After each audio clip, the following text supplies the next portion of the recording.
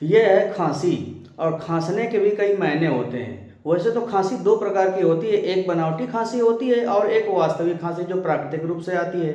बनावटी खांसी का उपयोग बुजुर्ग लोग गाँव में जब उनकी बबुएं होती है तो घर में अंदर जाने से पहले खांसते हैं ताकि बबुएं सचेत हो जाए कि हाँ हमारे दादाजी या बड़े बुजुर्ग आ गए।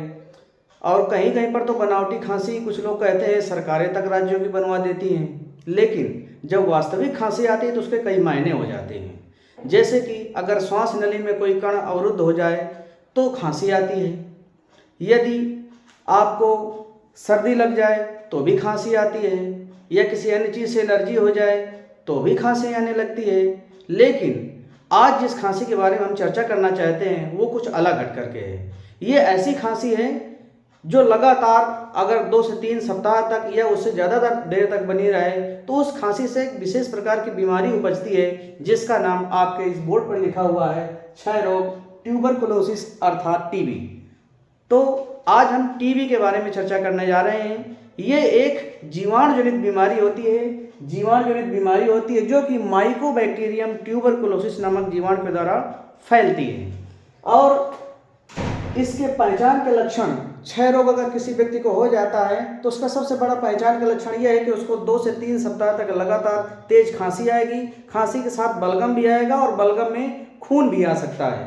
साथ ही साथ में उसे बुखार भी आ सकता है, वजन भी घट सकता है और चेस्ट में, सीने में दर्द भी लगातार बना रहता है। और रात में कभी कभी तो बहुत ही परेशानी का सबब बन जाती है ये खांसी, जो कि क्षय रोग की ओर इंगित करती है। तो क्षय रोग है कि नहीं है, टीबी है कि नहीं है, इसकी पहचान करने के लिए कुछ डॉक्टर के पास जब जाते हैं तो डायग्नोस करता है। उस डायग्नोस में, निदान में वो क्या करता है, त्वचा का परीक्षण पीपीडी करता है या फिर रक्त परीक्षण आईजीआरए करता है। छाती का एक्सरे भी लिया जाता है, साथ ही साथ बलगम की जांच भी की जाती है। इन सब जांचों के माध्यम से एक डॉक्टर इस निष्कर्ष पर पहुंचता है कि आया हुआ मरीज जो है उसको क्षय रोग अर्थात टीबी है कि नहीं है। जब ये कन्फर्म हो जाता है कि उस व्यक्ति को टीबी है तो उसके पश्चात शुरू होता है उसका उपचार। तो उसके उपचार के लिए एंटीबायोटिक्स का इस्तेमाल की जाती है। एंटीबायोटिक्स आइसोनियाजिन, रिफेम्पिसिन आदि का कोर्स कराया जाता है और इसका कोर्स लंबा चलता है, लगभग 6 माह तक इसका कोर्स लगातार चलता है। अनवरत रूप से, बिना रुके, बिना किसी अल्टरेशन के दवाई नियमित रूप से खानी पड़ती है। साथ ही साथ में क्षय रोग के विषय में एक अन्य जानकारी के रूप में प्रभावित अंग, कौन कौन से अंग इससे प्रभावित हो जाते हैं। तो सबसे पहले चूंकि खांसी फेफड़ों में होती है तो सबसे ज़्यादा फेफड़े ही प्रभावित होंगे।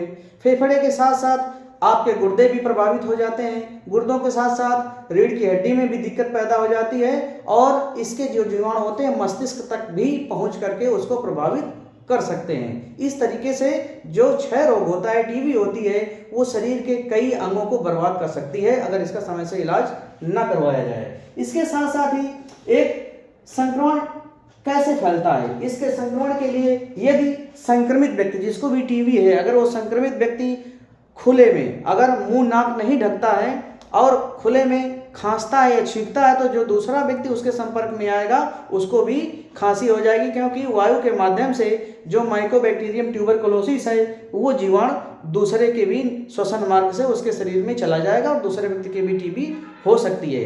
अर्थात कहने का तात्पर्य यह हुआ कि जिस व्यक्ति की भी टीबी हो, यदि उसके संक्रमण से घर वालों को बचना है या अन्य व्यक्तियों को बचना है तो उसको मुंह को ढक करके रखना चाहिए। साथ ही साथ में जिस व्यक्ति की टीबी है वो जिस बर्तन को खा रहा है उन बर्तनों का इस्तेमाल भी दूसरे व्यक्ति को उस समय नहीं करना चाहिए। अगर ये सारे चीज़ें की जाती हैं, ये सारे बचाव कर सकते हैं तो आप ऐसे व्यक्ति के द्वारा संक्रमित होने से बच सकते हैं जिसके की टीबी पहले से मौजूद है। और इंटरमीडिएट के सिलेबस में या अन्य कंपटीशन की परीक्षाओं में ये प्रश्न पूछा जा सकता है कि क्षय रोग कैसी बीमारी है, जीवाणु के द्वारा फैलती है, कवक के द्वारा फैलती है कि बैक्टीरिया के द्वारा फैलती है कि विषाणु के द्वारा फैलती है, इनमें से कोई नहीं। सीधी सी बात है, जीवाणु जनित बीमारी है तो जीवाणु के द्वारा ही फैलती है। साथ ही साथ में किस बैक्टीरिया के द्वारा फैलती है, जीवाणु के द्वारा, बैक्टीरिया मीन्स जीवाणु, तो माइकोबैक्टीरियम ट्यूबरकुलोसिस के द्वारा। एक प्रश्न यह बन सकता है कि विश्व क्षय रोग दिवस कब मनाया जाता है, तो विश्व क्षय रोग दिवस 25 मार्च को मनाया जाता है जैसे कि बोर्ड में लिखा हुआ है। तो आज खांसी के बारे में हमने जाना, तो आज के सेशन के लिए थैंक यू।